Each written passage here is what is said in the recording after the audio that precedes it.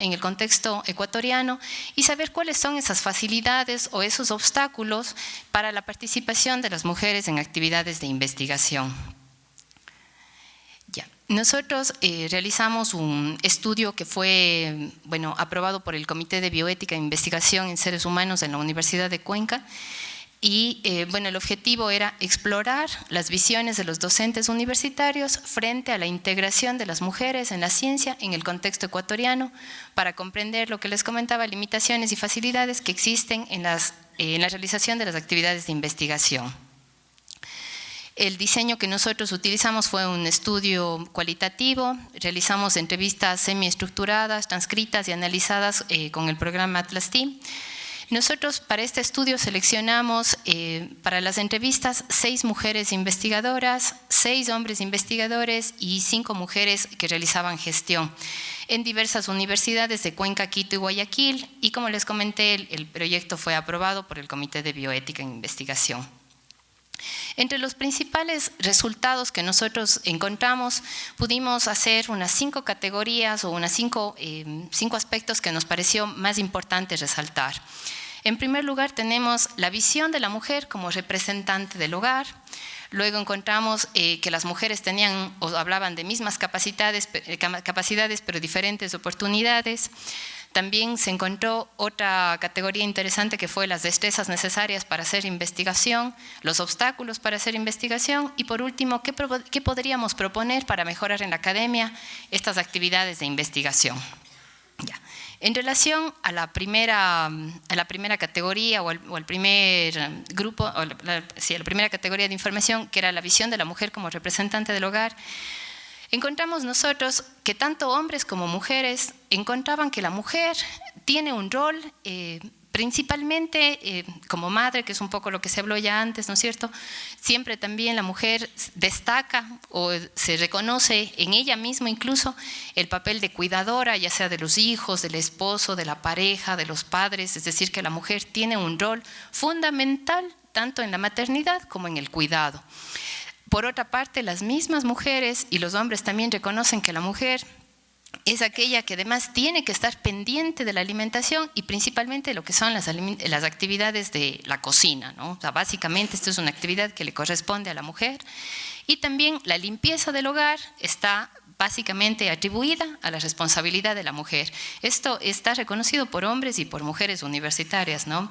que es un tema que más adelante vamos a discutir un poquito más. Y por otra parte también se habla de que la sociedad también penaliza, digamos, de alguna manera a la mujer cuando no cumple el rol que está establecido para ella.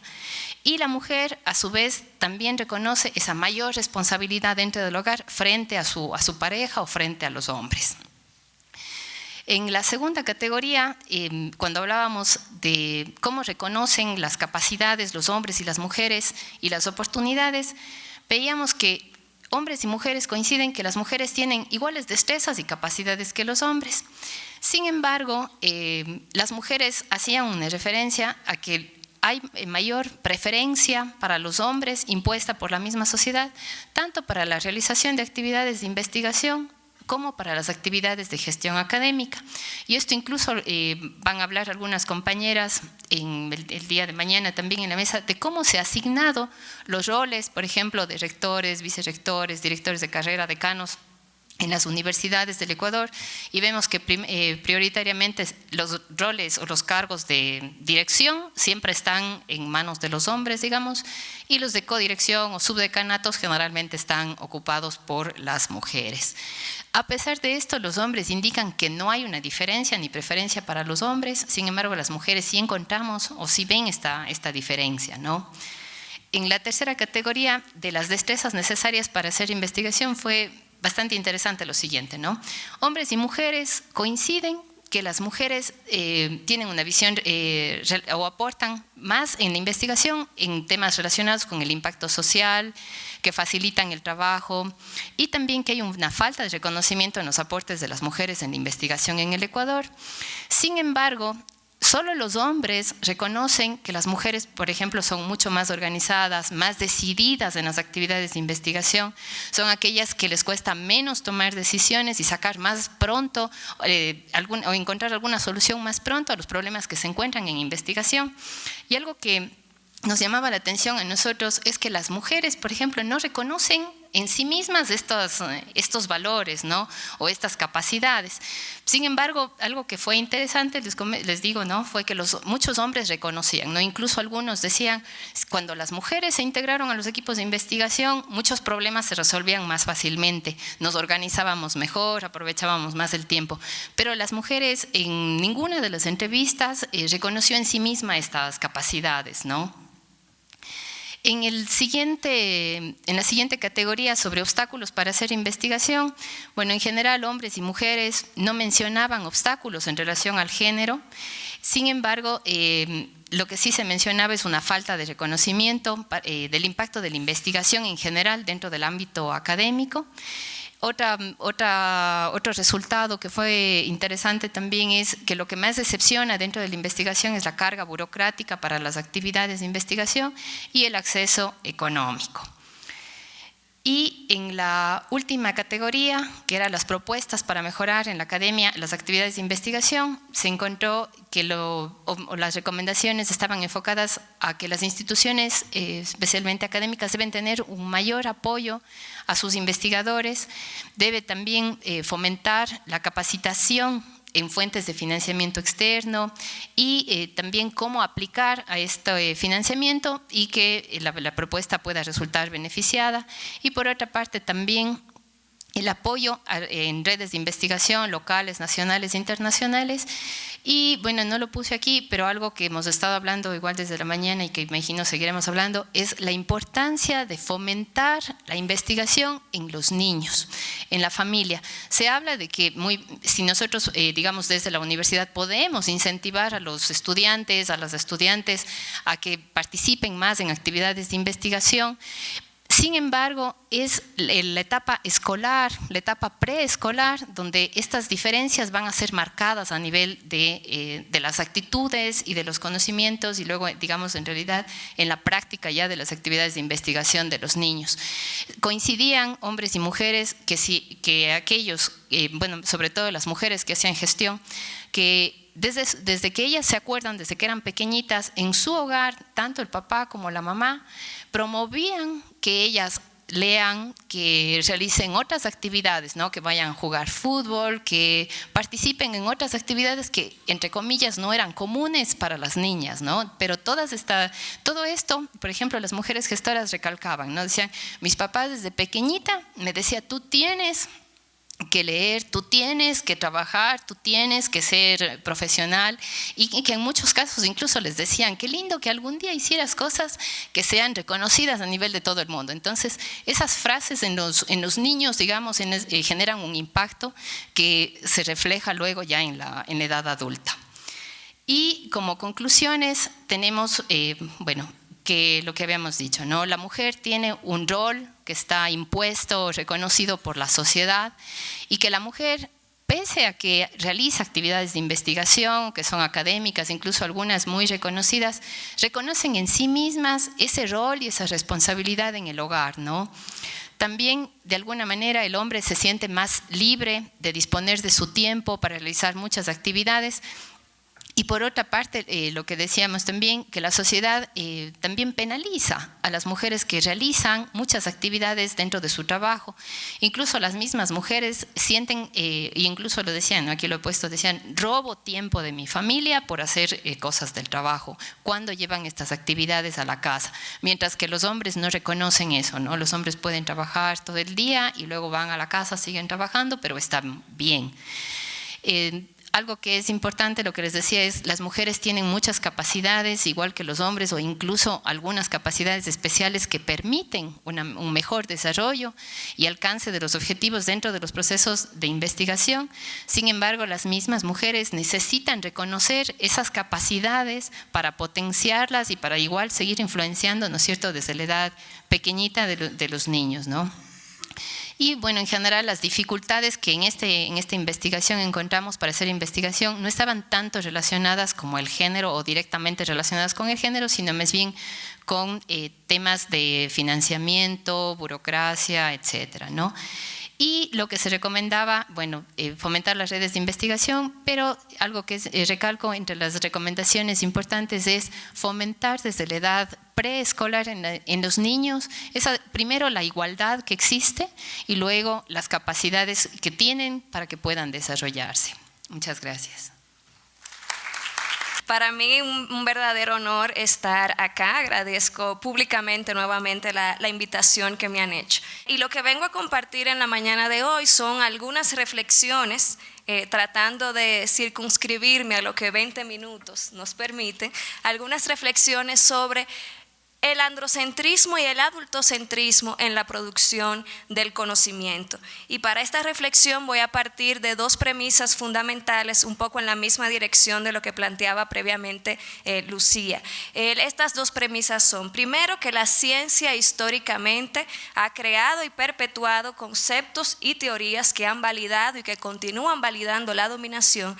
Y la segunda premisa es que toda producción de conocimiento, independientemente del ámbito de la ciencia en que nos encontremos hablando, siempre está atravesada por poder. Dicho esto, entonces les comparto lo que ha sido durante más de una década de docencia universitaria, un ejercicio que siempre hago en mi primer día de clases de investigación. Mi clase siempre inicia preguntándole a los y las estudiantes: ¿quién es la persona científica? ¿Cómo se imaginan una persona científica? ¿Qué características, qué cualidades tiene? Y a lo largo de 12 años de docencia, lamentablemente las respuestas no han cambiado. Siempre las respuestas me remiten a que la persona científica es esta imagen que tenemos acá en pantalla. Es un hombre adulto mayor y blanco. Y esto, por supuesto, empieza a revelar esa ideología que tenemos interiorizada que valida de que la persona que tiene la posibilidad de hacer ciencia es ese hombre adulto, que es una de esas ideas que venimos a cuestionar y problematizar en el día de hoy. Mi objetivo con esta reflexión es un poco desde la perspectiva feminista y también desde la perspectiva de las culturas juveniles, aportar a la reflexión sobre cómo el androcentrismo y el adultocentrismo son una limitación para la generación de conocimiento. Estas reflexiones también parten de mi propia experiencia, que habita en mi piel, que tengo más de una década también escuchando que cuando las personas me conocen me dicen: ay, yo pensé que Pacheco Salazar era un hombre. Lo he escuchado muchísimo, pero también he escuchado mucho: ay, yo pensaba que Berenice era una doña, una señora mucho mayor. Entonces, desde esa experiencia vivida en la piel, les voy a compartir algunas ideas. Lo primero es visibilizar y tomar conciencia, también en la misma dirección de lo que planteaba Lucía. Parece que nos hemos puesto de acuerdo, pero no. Es que existe una matriz sociocultural de la dominación, que está tan naturalizada que muchas veces nos pasa desapercibida, pero está ahí. En esta matriz coexisten diversas, distintas y complejas formas de dominación que operan en una interconexión profunda entre sí. Si bien vamos a hablar en el día de hoy y a lo largo de este seminario específicamente de género, y en mi intervención de género y adultocentrismo, no podemos ver diferenciados de manera segmentada lo que es la dominación de género con la de raza, con la de clase, con la de la heteronormatividad, con la de la creencia religiosa, entre muchas otras. En ese sentido, podríamos definir el concepto de patriarcado, o también el concepto de androcentrismo, que es esta visión muy presente en las distintas esferas de nuestras sociedades, que sitúa al hombre, macho, masculino, varón, como centro y supremo conocedor. Esta visión, esta noción patriarcal, esta noción androcéntrica, se expresa en la desigualdad de género, que tiene como consecuencia, tal y como sabemos, distintas formas de violencia, marginación, discriminación de la mujer en los distintos ámbitos sociales. Hay algunas frases que escuchamos, por lo menos en mi país, ya ustedes me dirán en los países de cada quien, que escuchamos mucho y que incluso en algunos discursos se pueden llegar a escuchar muy bien, que son frases como las siguientes: la infancia y la juventud son la esperanza del mañana. En mi país eso se escucha bastante, así como que la juventud es el futuro de la patria. Y si bien son frases que a priori pudieran parecerse bonitas, correctas, hasta esperanzadoras, la realidad es que revelan esa noción adultocéntrica que quiero que también empecemos a cuestionar en el ámbito científico. El adultocentrismo o adultismo, como también le llaman algunas autoras y algunos autores, es la visión que sitúa ya no solo al hombre, sino al hombre adulto como centro y máximo conocedor. ¿Me pueden pasar a la próxima diapositiva, por favor? En la lógica adultocentrista, la edad es entendida como un factor natural de superioridad y no como una construcción social e histórica tal y como es. Esto se traduce, por supuesto, en el no reconocimiento de niños, niñas, adolescentes, jóvenes y de personas envejecientes como sujetos de pleno derecho. Y desde esta misma lógica adultocéntrica, y lo vemos mucho en el ámbito psicológico y socioeducativo, que es en el ámbito en el que me muevo, niños, niñas, adolescentes y jóvenes son investigados, valorados y disciplinados desde una lógica adulta y desde una lógica preconcebida de lo que significa ser niño, ser niña y ser persona joven.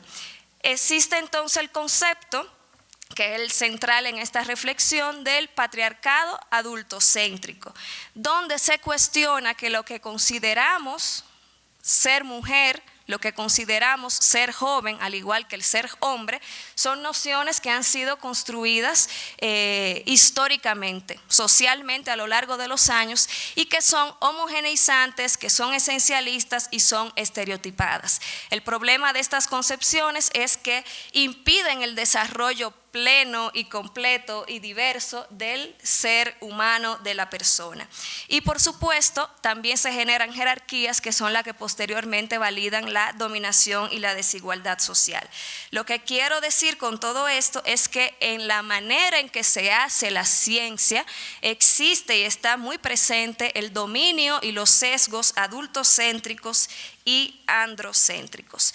Voy a compartirles ahora 3 citas, empezando con una de Norma Blázquez, que me imagino la conocen, que plantea que las mujeres han creado y desarrollado conocimientos que a lo largo de la historia han sido perseguidos, invisibilizados, agrego, y también expropiados, y que por tanto la ciencia es un fenómeno cuyos orígenes están marcados por la exclusión femenina.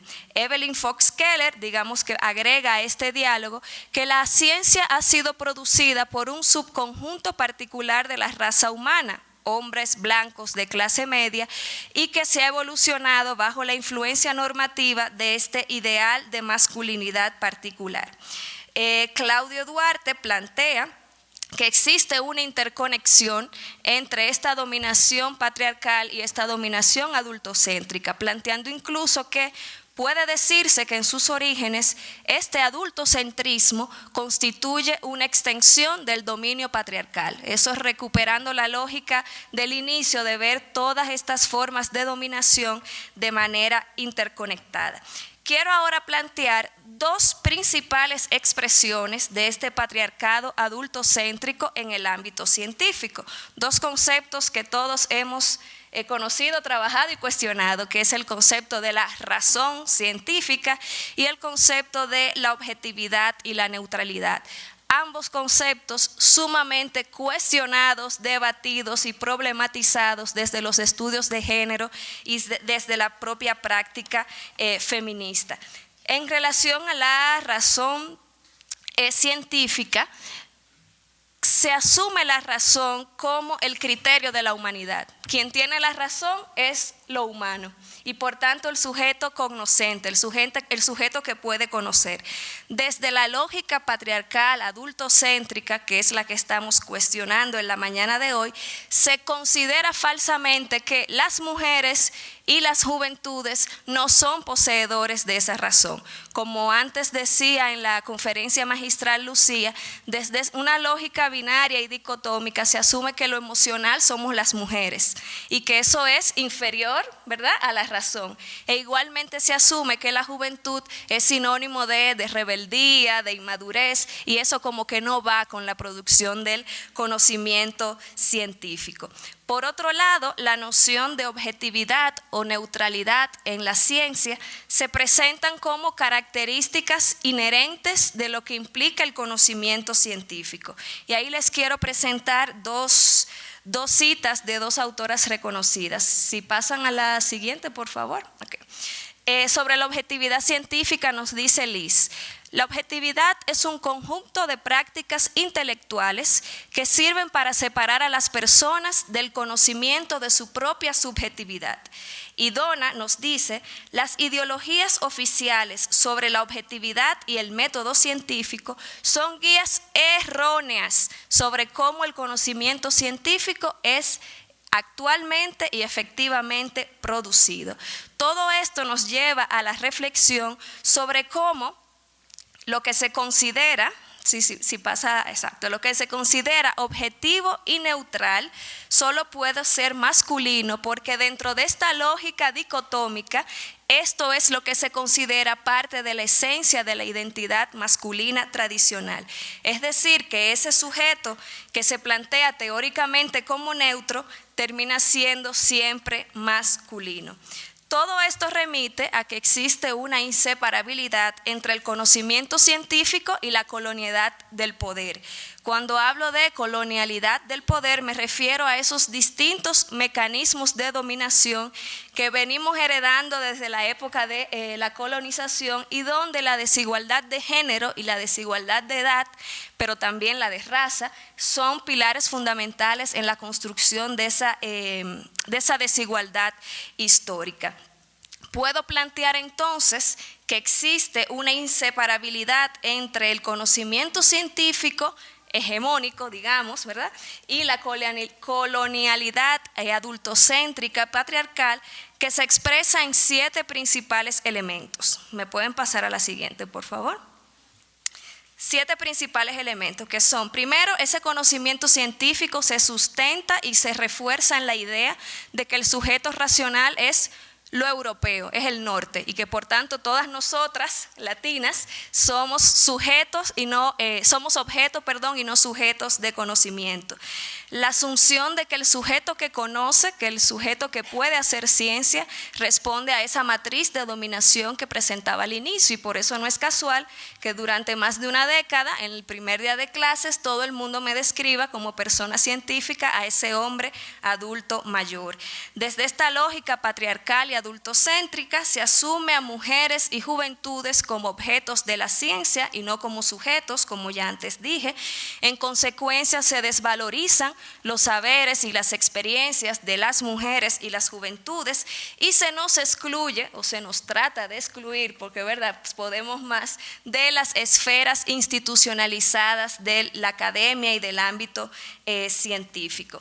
Asimismo, y lo vemos históricamente, se han invisibilizado y expropiado los conocimientos de las mujeres, y por tanto se ha asumido, en la práctica, que la ciencia hegemónica continúa perpetuando esta desigualdad. Dicho todo esto, quiero ya, para ir finalizando, compartir 6 ideas, 6 reflexiones, provocaciones, propuestas para ir cerrando el debate de, bueno, ¿y qué hago con todo esto? ¿Qué hacer ante todo este panorama? Primero, siempre parto de que es fundamental la propia reflexión y la toma de conciencia. Por eso yo creo que revelar y tomar conciencia de que existe esta matriz de dominación patriarcal y adultocéntrica androcéntrica es fundamental, que se exprese en todos los ámbitos sociales, políticos, económicos y culturales, y dentro de ello el científico. Y comprender que es imposible compartimentar o separar estos ejes de dominación. Bien decía ante la compañera de que no es lo mismo ser mujer blanca, europea, con ciertos privilegios de clase, que ser una mujer pobre de la zona rural de un campo de República Dominicana. No es lo mismo.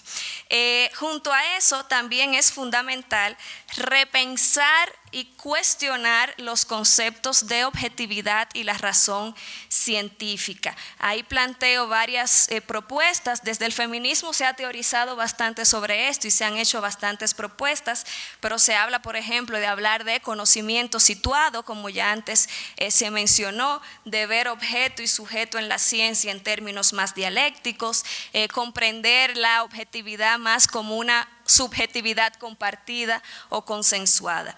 En ese sentido, comparto una cita de Laura Justas que plantea que se puede generar conocimiento a partir de la subjetividad y de la praxis que atraviesa los cuerpos, y no solo desde la teórica objetividad académica. Otro reto que considero importante, si puede pasar la siguiente, exacto, es desarrollar nuevos quehaceres científicos desde nuevos marcos de interpretación que aporten a la democratización de la ciencia. ¿Qué implica eso? Por un lado, construir, difundir y visibilizar nuevas genealogías del conocimiento, considerando estas variables que hemos hablado de género, edad, clase y raza. Romper con cierta tradición de dependencia epistemológica. Pensemos, por ejemplo, en las academias, cuáles son las que se consideran las voces autorizadas. De qué países son, en qué lengua están escritos los textos que citamos. Entonces, uno de los retos es construir nuevas genealogías del conocimiento y dentro de esto visibilizar y valorizar los saberes y experiencias de las mujeres. Cuando estoy investigando un tema X y veo que toda mi bibliografía se está tendiendo hasta cierta zona geográfica o autores muy masculinos, entonces me hago la propia crítica de ampliar el horizonte y ver qué se ha producido en otras localidades. En este sentido también, ya me van marcando el tiempo, es importante investigar lo invisible y tomar conciencia de cómo estos sesgos androcéntricos hacen que ciertos temas sociales, ciertos temas educativos sean invisibles, asumir lo colaborativo y lo intergeneracional como clave en la producción del conocimiento, y lo mencionaba en su palabra de apertura Magalí Ramos, que planteaba ese enfoque género-generacional como un pilar clave en la producción del conocimiento. La corriente, la voz del alumnado, que en República Dominicana le estamos utilizando mucho para las investigaciones socioeducativas, también es una manera de romper con la lógica adultocéntrica en la producción del conocimiento. Me voy a volar al final, ya para concluir, con la importancia de generar cada vez más nuevos y mejores mecanismos para que las mujeres jóvenes puedan desarrollarse en carreras científicas y tecnológicas. En esto el enfoque de género generacional es fundamental en las políticas de educación superior y en los centros de investigación, y creo que como región latinoamericana, como región iberoamericana, tendríamos también que impulsar o seguir fortaleciendo procesos de laboratorios de experiencias y buenas prácticas de género y ciencia, género y conocimiento, como forma de visibilizar todos los aportes que hemos ido haciendo y que continuaremos y estamos haciendo. Muchísimas gracias. Buenos días a todas y a todos. Bueno, para mí siempre es un gusto estar aquí en CIESPAL, agradecerle a la casa anfitriona, CIESPAL, por siempre impulsar estos espacios, a la OI, a Sara especialmente y a Natalia Armijo, que no están aquí, pero son las personas que también fueron las culpables de hacer el primer seminario, que también fue un seminario muy exitoso, y bueno, a todas las instituciones que han apoyado estas iniciativas y siguen apoyando las iniciativas para visibilizar las problemáticas planteadas en este campo, ¿no? Yo hice una reflexión que gratamente tiene mucha relación con lo que ya planteó Lucía, lo que planteó Berenice, lo que plantea Victoria Abril, perdón. Y me enmarco en la pregunta que puede ser que sea contestado o no en este pequeño ensayo, que es ¿por qué es necesario mujeres en ciencia, ¿no? Entonces, desde hace mucho tiempo las mujeres hemos enfrentado una lucha constante para acceder a la cultura y al trabajo. Asimismo, nuestros derechos plenos, incluso batallamos los que se refieren a nuestros cuerpos. Por ello vemos cómo parte de las consecuencias de estas luchas a las mujeres que han ingresado en estos espacios que han sido históricamente bastiones de hombres y quienes han penetrado, en muchos casos se le ha relegado a la sombra de los hombres. Recordemos que en 1673 el filósofo cartesiano François Poullain de la Barre proclamaba en su tratado de la Légalité des deux sexes que de todos los prejuicios, ninguno corresponde mejor a esta definición como el que se tiene comúnmente sobre la desigualdad de los sexos. Las mujeres son tan nobles, tan perfectas, tan capaces como los hombres. Esto solo puede establecerse rechazando dos tipos de adversario, el vulgar y casi todos los científicos. Hablamos de que la ciencia ha sido producida a lo largo de la historia por su mayoría hombres blancos, clases medias y, como decía la compañera, europeos. Y han desarrollado bajo la idea de masculinidad particularmente. A pesar de que este espacio no le pertenecía naturalmente a las mujeres, muchas se impusieron y lograron abrir caminos para que otras mujeres ingresaran a este campo. Recordemos a Laura Bassi, la italiana física, que en 1733 fue la primera profesora de la Universidad de Bolonia. Tenemos a Émile de Châtelet, en 1756, que tradujo al francés Los Principios Matemáticas de Isaac Newton. También estuvo en el principio del siglo XIX la inglesa Caroline Herschel, que fue la primera mujer que fue pagada por su trabajo, convirtiéndose en la primera astrónoma profesional y fue galardonada con la medalla de oro del Royal Academic Society. También encontramos a Sophie Germain, matemática francesa, que obtuvo el premio de la Academia de Ciencia Francesa y quien, la señorita Germain, se firmaba sus trabajos como Messier Leblanc para lograr que sus aportes no fueran desvalorados. En fin, hubo muchas mujeres insertas en las ciencias exactas y la primera mujer que debemos recordar, que recuerda la historia, que ha sido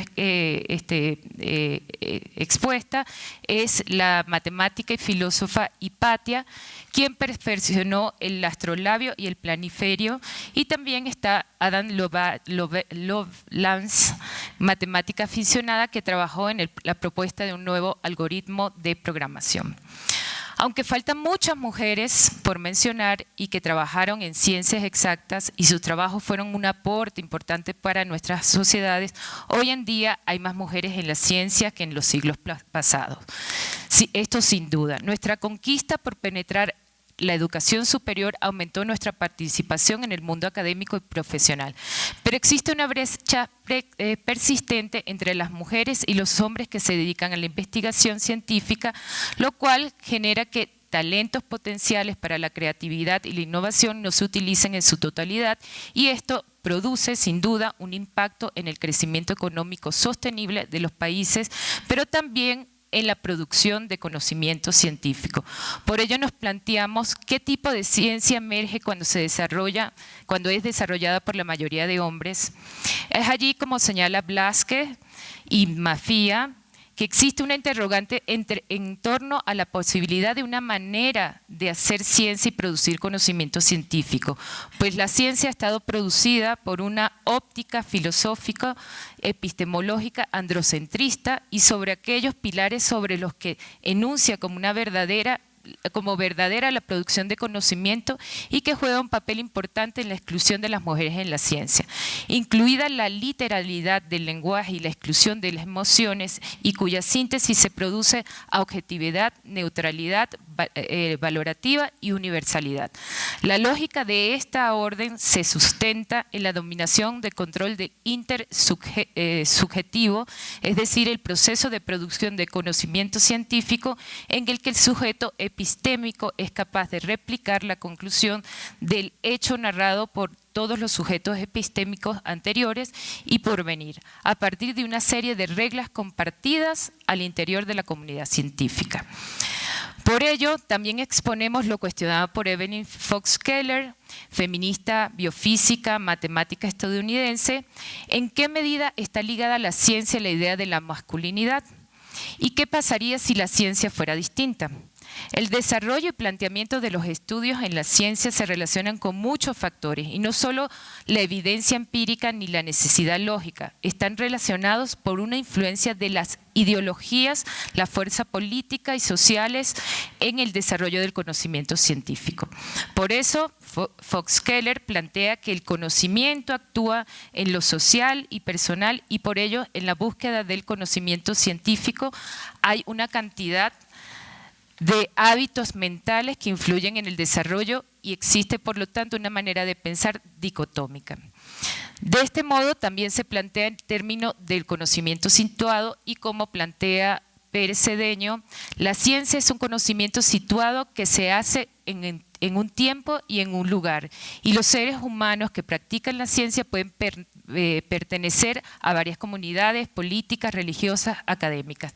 Entonces es muy importante y es por eso un aporte del feminismo el ver que las pertenencias de esas diversas comunidades intervienen en el desarrollo de nuestra ciencia.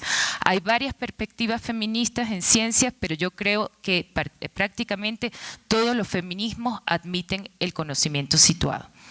Harding plantea parte del reconocimiento del carácter social situado de las creencias. La situación de las mujeres le otorga el privilegio epistemológico en un mundo dominado por los hombres, un privilegio derivado de que desde su posición marginal las mujeres pueden ver lo que los hombres se les escapa desde sus posiciones de poder. Asimismo, Keller explica que los aditivos ideológicos que preocupan a las feministas son allí donde la objetividad se une con la autonomía y la masculinidad y a la vez donde las metas de la ciencia se unen con el poder y la dominación. Así se ha introducido como algo natural una supuesta diferencia de género pensada en algo antagónico, lo femenino opuesto a lo masculino. Este último, como se ha repetido muchas veces, para consentir la práctica y la rigurosidad científica que se fundamenta en lo que está basado en la razón, en la mente, en la objetividad, en lo femenino. Y lo femenino, es lo opuesto, está centrado en los sentimientos, la naturaleza y la subjetividad. Esta estructura dicotómica ha sido decisiva en la forma de hacer ciencia y estimular justamente esa polarización de esas diferencias. De este modo, siguiendo a Fox Keller, se refiere a que el mundo de la ciencia, los juicios sobre qué fenómenos se deben estudiar, qué datos deben tomarse en cuenta y cuáles son las teorías más precisas para estudiarlo, y todo ello está relacionado con la práctica social, lingüística y científica de quienes realizan los juicios de cuestión. Asimismo, expone que en la búsqueda de conocimiento científico hay una cantidad de hábitos inconscientes que inciden en él, implican una estrechez mental y determinan una manera de pensar. Y también que la manera que se tiene de concebir el género tiene una incidencia muy importante sobre el conocimiento científico, que la red de asociaciones de género que se da en el lenguaje característico de la ciencia no es natural ni autoevidente, sino contingente y aterrador. Por otra parte, desde las ciencias sociales se ha cuestionado la determinación de la relación entre lo subjetivo y lo femenino. Por ejemplo, Braidotti expone la necesidad de reconstruir el conocimiento partiendo de la experiencia de las mujeres. y plantea que la adquisición de la subjetividad es un proceso atravesado por las prácticas materiales, institucionales y discursivas, simbólicas, por lo que a su vez pasan por distintas variables como la raza, el sexo, la edad, entre otros, como planteaba Berenice. Knorr-Cetina, quien rompe con la idea de que los científicos tienen un solo modo de razonamiento sustentado en algunas de las variantes del método científico, en donde prima la racionalidad por sobre cualquier otra modalidad, tanto en sus prácticas como en sus discursos. Esta autora desarrolla una sociología que muestra que los científicos pueden ser analizados según diferentes lógicas en movimiento. El científico como razonador práctico, indicial, analógico, socialmente situado, literario y simbólico, por lo que va en contra de la racionalidad instrumental que consistía en hacer avanzar el conocimiento y a través de ello ganar prestigio propio. Con estos resultados se concluye que el científico es sujeto social cuyos razonamientos y prácticas no se diferencian de un modo sustantivo y de otros razonamientos y prácticas sociales.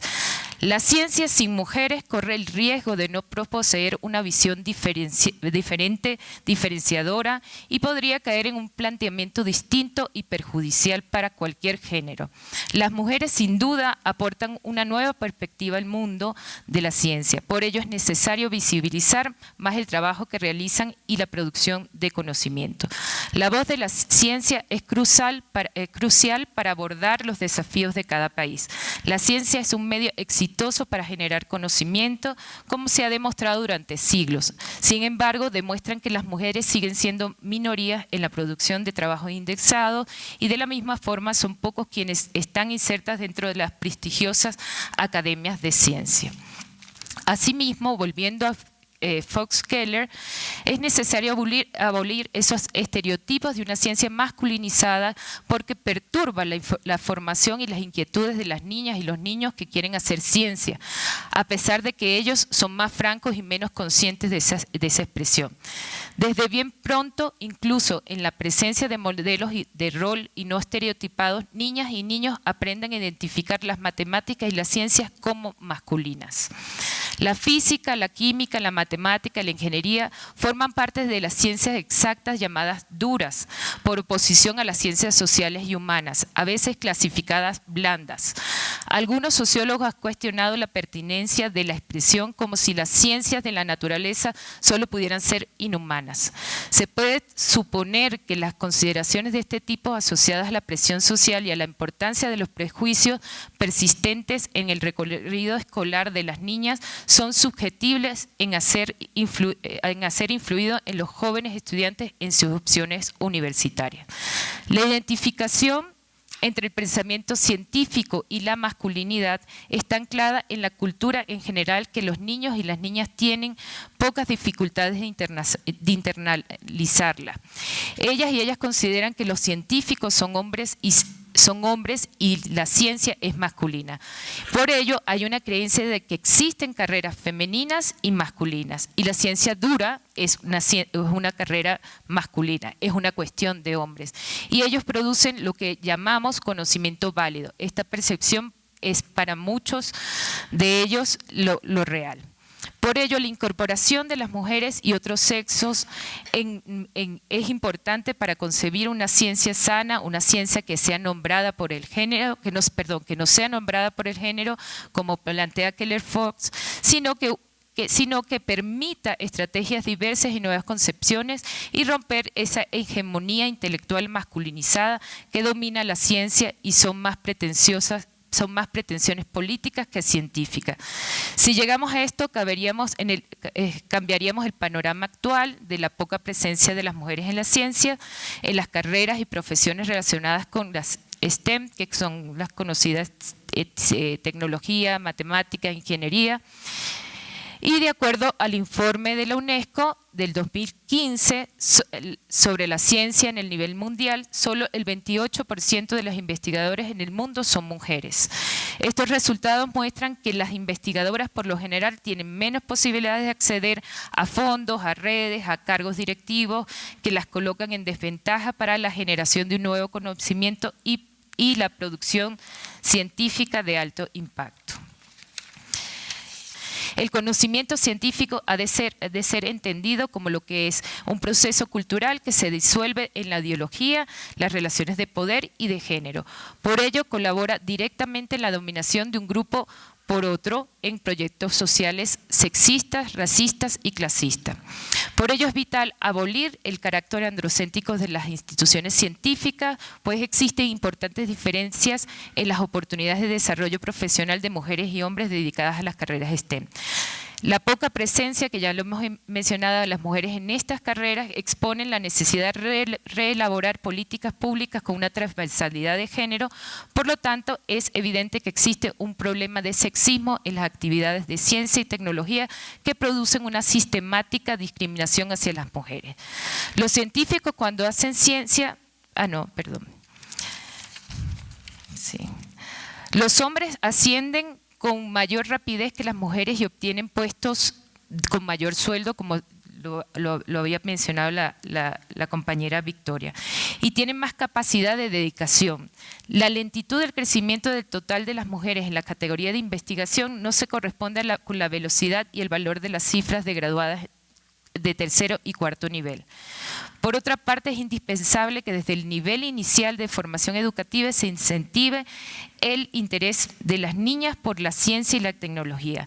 Y finalmente, abolir esa forma de hacer ciencia que es el resultado de un conjunto de valores que sustenta el androcentrismo y lo misógeno. ¿Cómo crear un conocimiento científico que no posea características sexistas, racistas y clasistas?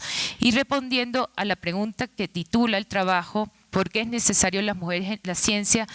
Yo considero que para lograr una ciencia sana, universal, incluyente, inclusiva y diversa y no sujeta bajo una visión de género sexista y androcéntrica.